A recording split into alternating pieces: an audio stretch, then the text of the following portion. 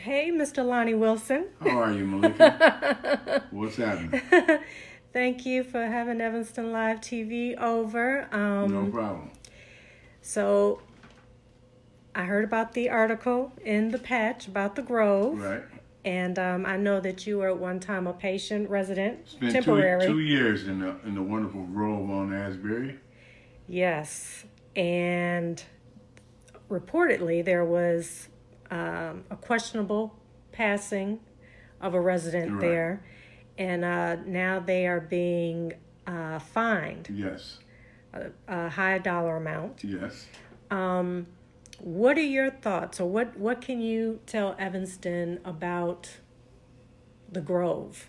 Well, the first thing I would say is that we've got to pay a lot of attention to your older senior citizens who are inside these nursing homes, because you never know how people are treating them, and they need outside influence, or these people do what they want to. And another thing I would say is that the profit situation in these nursing homes is what the companies seem to be more involved in and more focused on than the health and the well-being of the senior citizens inside these places. Well, yes, I'm familiar. My grandmother was she wasn't at the Grove, but I remember going to see her every day, and there were residents there whose family members would rarely ever come. Right. And it made me so sad. I would go visit them too because they didn't have anybody. Right, they needed people, right. But I noticed they took much better care of my grandmother because they knew I was coming Right. after work. And that's what we have to do. And then the number of older African Americans in these places, I don't think the numbers are as low as people would think, because here I am, I'm fairly young, 63 years old, and there were people in there 20 years older than me, so it was kind of a dangerous situation. And I happen to have two nutty daughters who are a lot like you, who show up and talk stuff, so they left me alone too. But the two departments in that place in the Grove that were excellent was the therapy department and the activities department inside the Grove. Were two excellent departments, and they seem now to be attacking those very departments by reducing the number of therapists and reducing the number of people in activities. So now you've got people the activities people used to get up and walk with me. Right when I had my stroke, they would take me outside and they would walk with me, and they would make sure I was safe. The nursing department, if my daughters didn't scream and holler at them about my care, I would just lay in a bed, and as long as I didn't die that day, sometimes they'd have to come in and poke me to see if I was even alive, which is which is a strange situation. So I've got a lot of respect for their therapy department. I got a lot of respect for the activities department, but everything else in those nursing homes is questionable. Well, many believe, I remember when I was doing research for my grandmother before, it got to the point where she needed, 24-hour care. You have to be careful because, it's alleged that many nursing homes will stop giving care because the money has run out for that particular resident, and so they will let them die or say, put them in hospice or whatever the case. Right. To get it off their ledger. Right. Which is very true. And bring in some new money. Right. And as long as it's a profit-based situation, it can't be a good situation if it's all based on profit. Now, I understand businesses have to make money. I'm not stupid. But if it becomes profit over people, we're in trouble. That has me very concerned because we're still young, right? Oh, yes. That has me very concerned. But you have two daughters that got your back. Now they got my back. They're a little bit insane, so it always helps. But for those of us who don't have kids or don't have kids who will appreciate and fight for you, what do you think the future holds for us when we get up there? I think in a town like Evanston, we need to have our own independent situation. There's a few people in the senior center who I've got a lot of respect for. Teresa, is her name Teresa? I'm sorry, I forgot her name. She's going to kill me. Audrey Thompson is the ombudsman for the city of Evanston. They need to give her more power. and they need to let her be able to go into these places and actually cause financial hardship to the institution that doesn't do the right type of service. And if we don't have that kind of teeth in the city of Evanston, we're just whistling Dixie. Because as long as people don't worry about losing $1, they don't do anything. Right. Well, I have noticed, I've learned that since returning back to Evanston. People don't want you shaking up the apple cart. No, especially you can't speak truth to power. Because what happens, as soon as you speak truth to power, it gets upset in Evanston, and then, the behind the scenes stuff starts happening. Right. Your funding gets cut. All of a sudden your funding goes away, or the building you were renting, now all of a sudden the rent gets doubled. It's really wonderful how, supremacy works behind the scenes. A lot of times we don't see it, but it's always ever present, and people believe that there is some, moral high ground you can take, but when it's about profit, morals go out the door. Well, yeah, we're seeing a lot of that happening with city right now. Without a doubt. Yeah. Mary Margaret just commented, Lonnie, she said, I have had friends that use the Grove and they have been very disappointed in their care. It needs investigated surveillance. I think the bottom line is they are in it for the money. Yes, and I would definitely agree with that. But what I would first say to you is that there are certain people inside those institutions who are good people. The problem is that the administrative part of it is the bottom line. It's what they can make. And unfortunately, sometimes we need to let the middle management people manage the place, because the people on the top are all interested in how big their checks are. Right. The nursing home that my grandmother was in, she had some great nurses. Right. She did. She had some great nurses, but it was the administration that concerned me, that I made sure they knew I was present. That you was present, right. And once they know that you have somebody who will advocate for you, they tend to get a little bit more attentive. And I thank Audrey Thompson, even today I thank her because in my last years there, she was there once or twice a week. The problem is, how much power will the city allow Audrey Thompson to really have? Because she's attentive, but if she has no teeth, what can she do? Just write a report and say they didn't do this and then disappear, and then nothing happens. Overall, what would you say about the Grove? Because, I knew you prior to your stroke. You had, 2 strokes? I actually had 3. The first one just didn't do anything to me. Yeah, I think we all looked at you like a miracle. Like, what the hell are you doing back out so quickly? I always say it like this. God whispered to me the first time. He talked a little louder the second time. And then because I got a thick head, he said, okay, let me yell at you.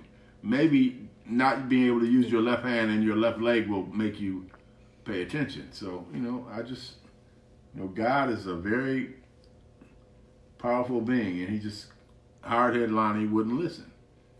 Now, I remember coming to visit you in the Grove. Yes. And, of course, it looks like a very nice facility. I was like, oh, he's being taken care of. Yeah, the outside, surroundings of the place, you would think it was a great place to leave your seniors. The problem is that there's an administration over there who is not only fighting against the labor that's inside the place, but against the profit being driven by the residents. So it's just it's a recipe for disaster. And unless we have teeth in Evanston that make these nursing homes do what they're mandated to by state law, we're in trouble. What can we do? And we're all going to get old. If Lonnie got old, we're all going to get old. What can we do to make them? What can citizens of Evanston do? I think the citizens of Evanston should put pressure on the city lawmakers to put some teeth in their ability to make changes inside the nursing homes. The Grove is the nursing home we're talking about now, but I don't even know how many nursing homes. Well, there's the one downtown, so there is a few. So we need the teeth. People like Audrey Thompson, who can be trusted, needs to have the teeth and the power to do what she needs to do as the admin in the city of Evanston. Now, I haven't read her abilities, but I know this, that she herself has said to me that at times she feels like she's handcuffed because she's a city employee, so she has to do what the city fathers want her to do. But unless they give her power to make a difference, all our seniors in these nursing homes are in trouble. And I think many people, they just aren't thinking nursing home right now, but eventually everybody at some point, is going to have to, whether you're dealing a parent, the a night before I had my third stroke, I was at a steppers party in the middle of the loop. And you could have never told me the next day I wouldn't be able to use my hand or my leg, so it happens awful quickly. Well, we thank God that you are still good. You still Lonnie. You still got that brain, though. Still got that brain. I'm still talking junk. Well, we appreciate your knowledge and your wisdom. I appreciate you too, Malika. It's really good to have you here, and it's great to have this conversation. Okay, so we need to get the word out, and we need to get in touch with Audrey. Yes, we do. Audrey Thompson is a wonderful human being who does really great work. She's the ombudsman for the city of Evanston. She needs power. Now, whatever I would interview her and say, look, what would help you do your job? And then we need to give her the tools that she needs to do her job. Right. We definitely fight for our youth, but we definitely got to fight for... Right, we got to fight for the other end, because the youth end up old one day. They end up with gray hair. Right. Exactly. We all end up there, definitely. All right, Lonnie, thank you so much. Is there anything else you want to get out there about the Grove, or just about... It's just that I want to say to the family who lost a family member that's really sad, and I really hurt that, negligence would take someone's life. But I would say that, unfortunately, the way the things are set up now, it's probably the first of deaths, which is what I would really try to like to avoid, is another death.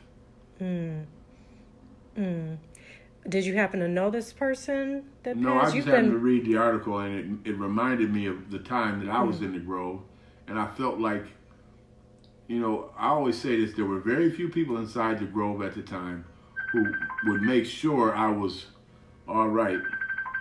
Excuse me, my phone is ringing. I'll answer it later. Okay.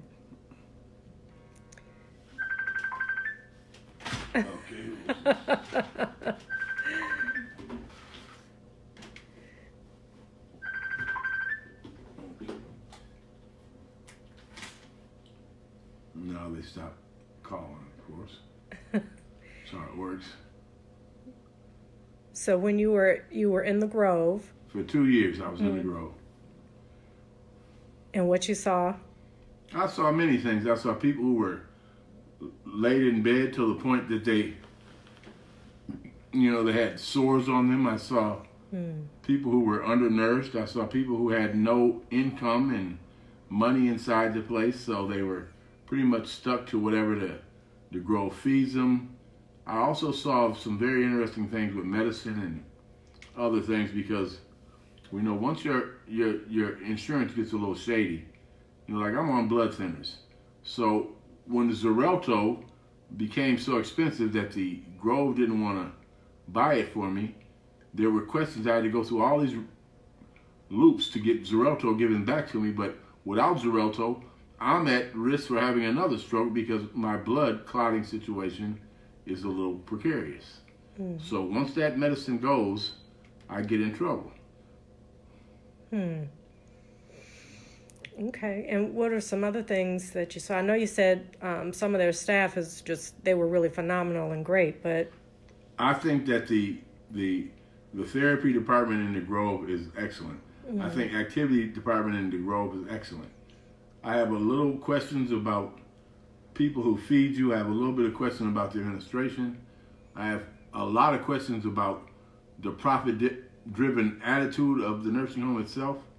But that would be my basis of my questioning. Okay. Well, we have to be sure to reach out to the Grove and see if we can get an interview with them. That would be really good. I'd love to hear what they had to say. And definitely reach out to Audrey. And yes, and our hearts and prayers go out to the family members of the Grove resident that passed away. But thank you as always, Lonnie, for thank you, for your wisdom and your knowledge. Thank you. Thank you very much.